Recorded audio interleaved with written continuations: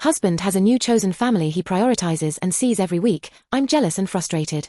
My husband, John, and I are mid-30s and together 8 years. We've been through a lot of big life stresses.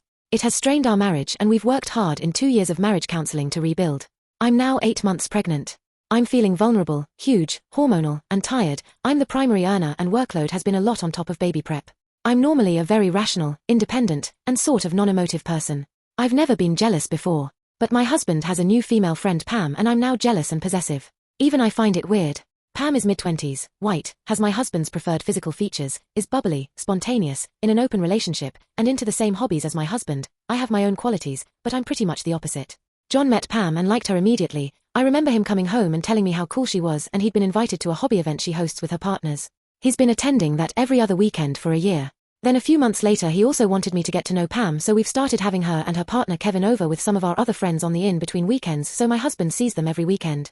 To be fair, Pam and Kevin have been really nice and are good friends to John. But there are things I've noticed. Pam always sits next to John. She and John say love you casually to each other with the group. John is very protective of Pam, and he remembers things she likes and buys her gifts, nothing pricey, but thoughtful.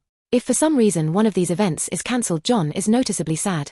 Going even a week without seeing them is hard for him. Because of these weekend commitments we don't do date nights and rush other activities. If I have other plans then we split up and don't see each other.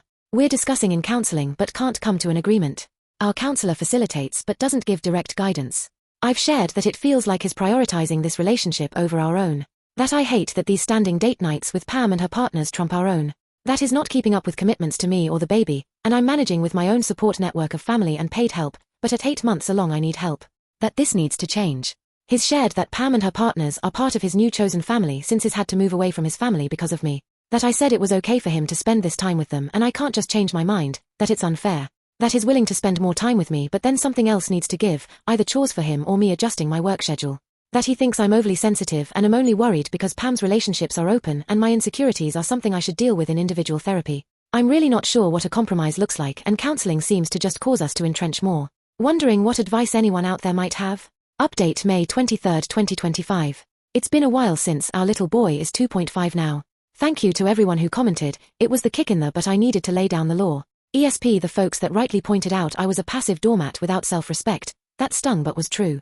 After my post, I had a big sit down with John on the things I was upset about. My husband was traveling to be a groomsman for a good friend. I told him to stay out there for an additional week and decide. If he wanted to stay married and wanted to be a family. If he wanted the above, think about what needed to change on his part. Not just Pam but other stuff too, how he was going to be a good husbandy father going forward. Arranged to go over it with me and our marriage counselor on his return. Alternatively, if he didn't do the above then when he got back we'd start logistics on separation and co-parenting. And surprisingly, he did all the above. Apparently he reflected a lot at the wedding. His friend and his wife are such an in-love couple, and thought a lot about us and our relationship and what he wanted. He came back and proposed changes, immediate break from Pam company and stop to their hobby. He'd play some D&D or MTG online but that was it. He'd take over remaining baby prep, nursery, logistics, and promised to lay out a postpartum care plan for me and baby. He stuck to his word and also worked hard to regain my trust.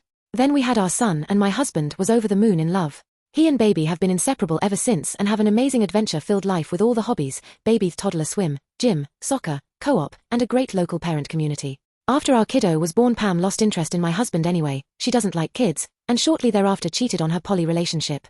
Kevin and John have actually become good friends since then, but John is straight so I have no worries there.